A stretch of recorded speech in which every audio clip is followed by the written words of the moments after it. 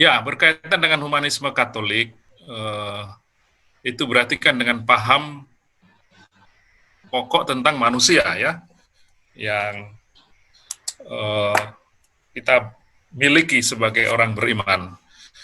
Prinsipnya saya kira ada di hal-hal sebagai berikut. Nanti saya uraikan secara lebih detail. Bahwa manusia itu diciptakan dalam pandangan Kristiani oleh Allah dari ketiadaan. Tetapi Allah sekaligus berinisiatif untuk menjalin relasi dengan manusia. Lalu aspek kedua, manusia itu hidup dalam dunia ciptaan Allah yang baik, tapi terbatas. Jadi tidak sempurna. Batas terakhir tentu saja adalah kematian. Aspek kedua yang penting, tadi kan manusia itu diciptakan oleh Allah. Aspek kedua adalah dia dipanggil oleh Allah untuk keselamatan diri sendiri, tapi juga untuk ikut serta mewujudkan keselamatan bagi sesama dan seluruh alam semesta. Aspek berikut dalam rangka memahami manusia itu adalah bagi kita tentu saja Yesus Kristus sendiri sebagai model dan penyelamat. Dialah jalan, kebenaran, dan hidup. Nah, secara singkat sekali, tinjauan humanisme Katolik memandang manusia sebagai makhluk yang dilihat dalam relasi dengan Allah, dengan sesama, dengan alam semesta, dengan diri sendiri. Jadi itu kurang lebih menurut saya pokok-pokoknya. Saya akan sedikit uraikan lebih lanjut. Sebagai makhluk yang diciptakan, kita punya cerita dari kitab Kejadian 2. Ya. Ada kisah yang mengatakan manusia diciptakan menurut gambar Allah. Jadi sangat luhur manusia itu dibandingkan dengan ciptaan yang lain dan diberi tugas untuk merawat. Itu Kejadian 2:27. Tetapi ada cerita yang kedua tentang penciptaan bahwa manusia itu dibentuk Allah dari debu tanah. Jadi ada sisi yang lain, yaitu dia luhur sekali, tapi juga sebenarnya rapuh manusia itu ya. Dua sisi itu. Nah, tadi saya mengatakan dia diciptakan oleh Allah, tapi juga dipanggil oleh Allah sendiri untuk ikut dalam proses yang disebut keselamatan. Maka penting sekali untuk melihat manusia, pertama dalam relasi dengan Allah itu sendiri. Tentu bisa panjang lebar. Yang paling penting saya kira, Allah itu dalam pandangan Kristiani, sifat utamanya adalah kasih. Dan dalam relasi dengan manusia, yang paling penting saya kira adalah menegaskan bahwa Allah hanya punya satu saja rencana, yaitu keselamatan manusia dan seluruh ciptaan. Segala sesuatu kalau kita baca kitab suci dilakukan demi terwujudnya rencana keselamatan itu. Hanya satu saja yang tidak dibuat, memaksa manusia, karena dia menghormati kebebasan manusia. Yang juga sangat penting untuk dimengerti tadi saya katakan, Allah itu dalam relasi dengan manusia tidak punya rencana lain selain satu saja rencana, yaitu keselamatan. Tetapi, nah ini sangat penting, keselamatan dimengerti juga secara relasional dan integral, menyeluruh. Dia menyangkut relasi dengan Allah, relasi dengan sesama manusia, relasi dengan alam ciptaan, relasi dengan diri sendiri.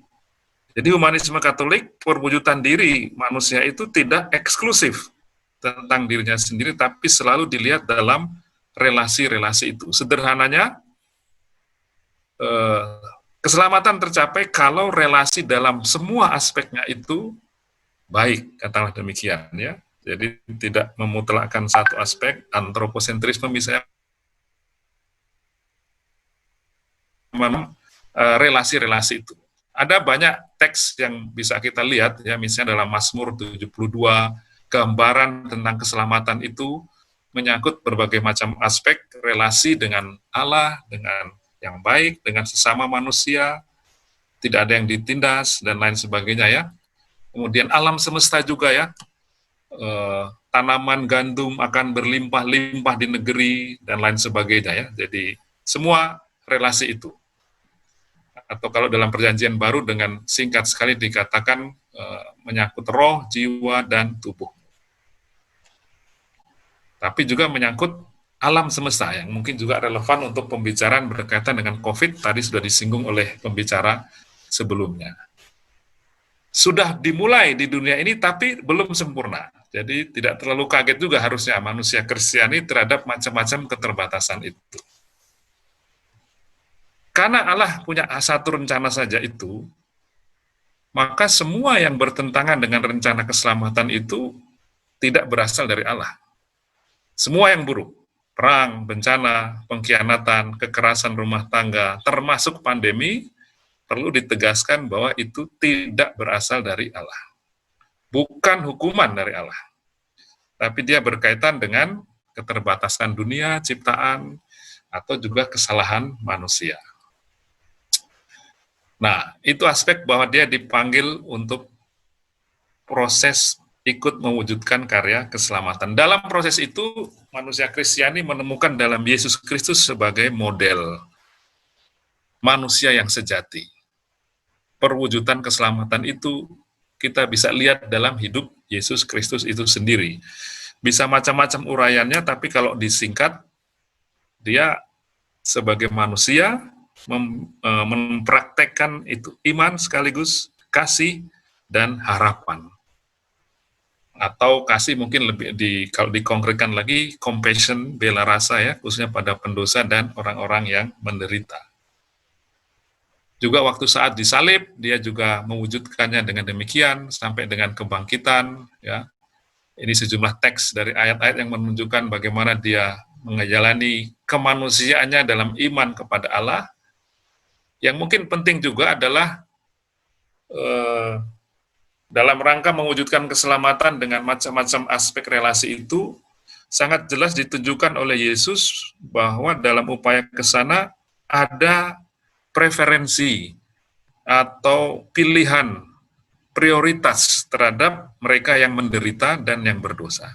Jadi memang menyangkut semua, tapi selalu jelas juga dalam hidup Yesus kelihatan prioritas yang dia berikan yaitu pada orang-orang yang menderita dan berdosa. Itu dua contoh teks dari Lukas tentang prioritas itu. Jadi sekali lagi, relasi menyangkut semua pihak, tapi selalu juga jelas prioritas terhadap mereka yang menderita dan nanti juga terhadap alam semesta.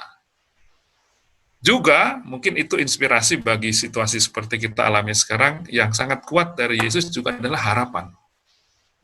Ada saat-saat di mana dia mengalami sulit sekali penderitaan ya, disalib dan lain sebagainya, yang kita bisa timba dari sana adalah dia berhasil meskipun bergulat juga, tapi berhasil untuk tidak putus asa, menyesali hidup, tapi tetap bertahan dalam pengharapan. Saya kira itu bisa memberi banyak inspirasi juga bagi penderitaan. Ya, maka kalau melihat itu kurang lebih pokok-pokok humanisme Katolik menurut saya harus meliputi sejumlah aspek ini. Harus menyadari bahwa dia berasal dari Allah, sekaligus luhur tapi juga rapuh, hidup dalam dunia yang baik tapi terbatas, dipanggil untuk keselamatan. Tapi sekali lagi harus melihat keselamatan itu dalam relasi dengan Allah, sesama, alam semesta, dan diri sendiri. Keselamatan tercapai kalau relasi-relasi itu dibina dengan baik. Nah, humanisme Katolik bisa dilihat dari sudut itu, bahwa manusia menanggapi secara positif ajakan Allah untuk terlibat dalam perwujudan karya keselamatan manusia itu. Mengerahkan segala yang mungkin demi keselamatan, sadar dengan harapan.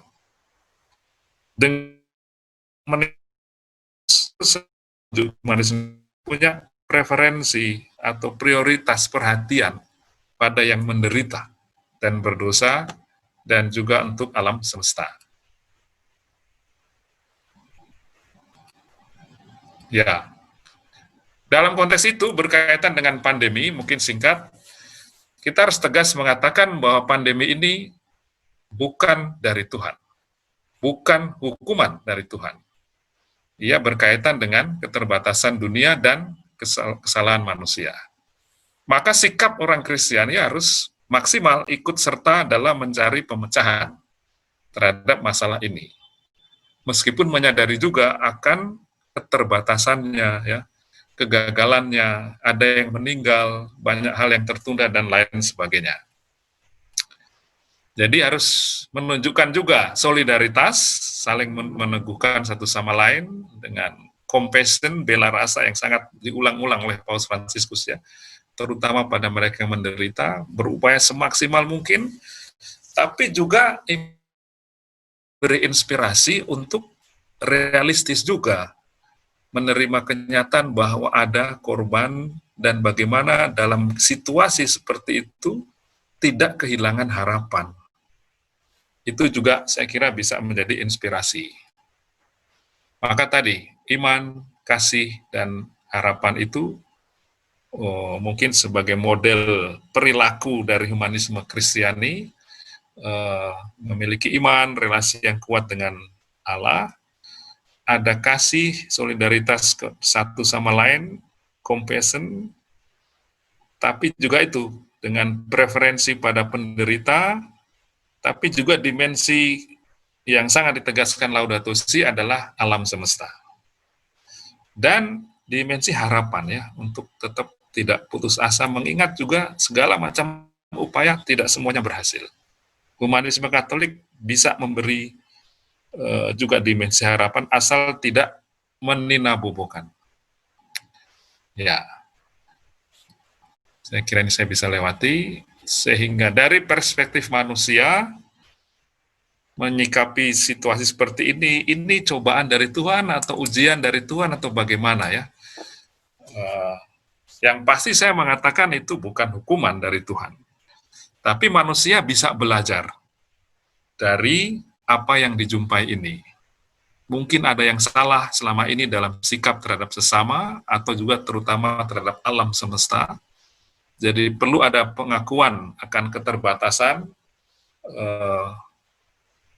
dengan adanya masalah ini, dan sebuah kesempatan juga, ya, untuk mencari hikmah atau belajar, sehingga setelah pandemi ini tidak kembali lagi pada sikap-sikap sebelumnya yang buruk yang tadi sudah disebutkan, ya, berkaitan dengan hedonisme, perilaku satu sama lain, dan lain sebagainya.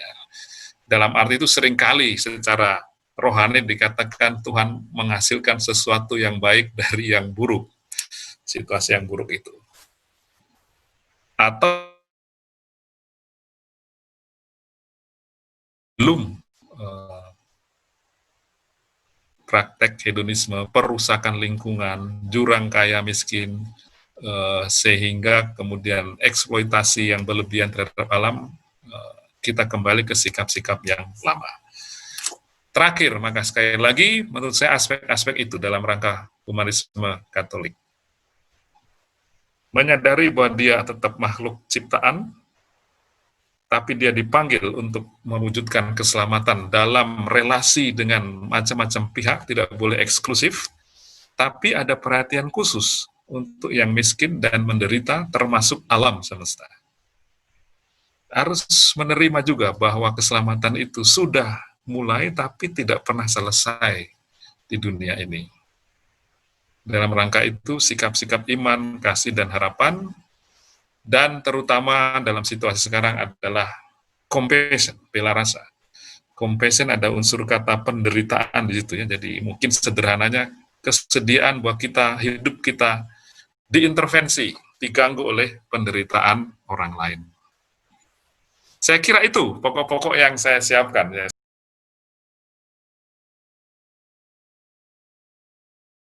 Sudah, Mas. Ya.